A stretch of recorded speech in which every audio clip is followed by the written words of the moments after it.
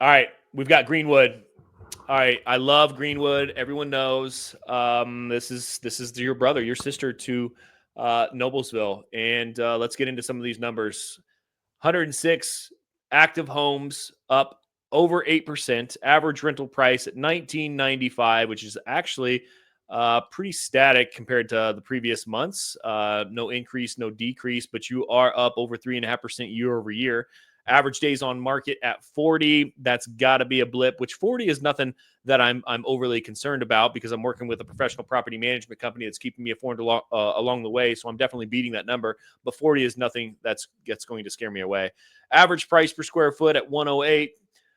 Your apartments, condos, townhomes, they're listed neatly below. Let's go over the apartments and condos. They're at 38, 1260 as a average rental rate at $1.35 per square foot. Now, again, in Noblesville, we had very low number of townhomes, and the same thing here in Greenwood. So the only thing that's different is your townhomes are a much lower average rental rate than they were in Noblesville. Noblesville had a much higher average rental rate than compared to your single family homes. So we've got five there in the Greenwood area at an average rental rate at $15.99, 43 average days on the market at $1.26 price per square foot. And in the graphs there in the bottom that kind of give you an overview of over time, what's going on in this market. These are going to be compiled together for all of these markets in a nice consumable graphic and posted to all of our social media channels that are neatly displayed there at the bottom of this graphic. So you can go search those out so that you can compare one market to another. But to the Greenwood market, it's stable here over the seasonality months. Greenwood's got also a pretty good school system. So we're going to see if seasonality just continues to be a factor, and it's going to take a little bit of a dip now that schools are off and running. We're going to get into the fall season. So this is stable. This is a growing market. A lot of construction. Active homes is ticking up like these other stable markets that we've already gone through. This is fine. This is nothing overly anxious or excited to highlight here. You? Yeah, it's kind of like boring, but awesome because it is boring. Yeah, it's year over year. Look, that price graph looks great. It's over 2024. I mean, there's not much to say, but it's just a consistent good market. It's just good. Yeah, it's good. It's good. It's good. There's a lot of things going on the south side of Indianapolis too. So yeah. Stay tuned on this market if you're a new investor for sure. All right, let's get into which I will mention. We're about to get into the sales data here, but it's obvious that a lot of investors are being driven to Greenwood. We're continually signing on new home construction that's happening in the Greenwood area. And again, it's important for you to be informed of. In our previous month's podcast, I went into highlight some experiences that we were actively having with some owners. So go back, check that out.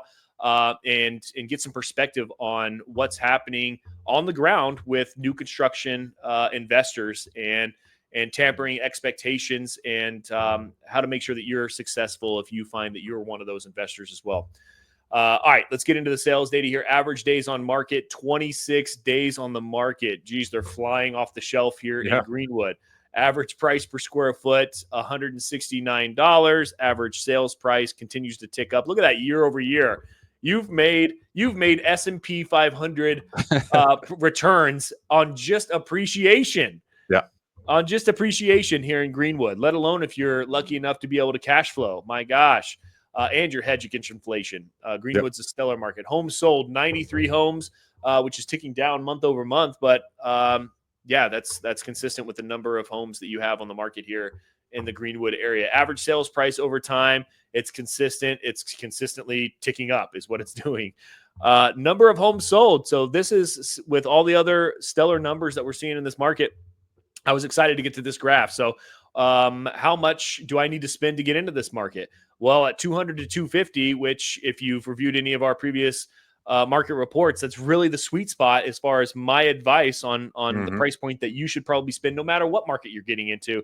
That's the price point that I would suggest looking at. It's a sweet little 3-bedroom, 2-bath ranch, 16 to 1,800 square foot. That's low maintenance over time, makes out a really, really good long-term investment property and should be able to be found within that price point.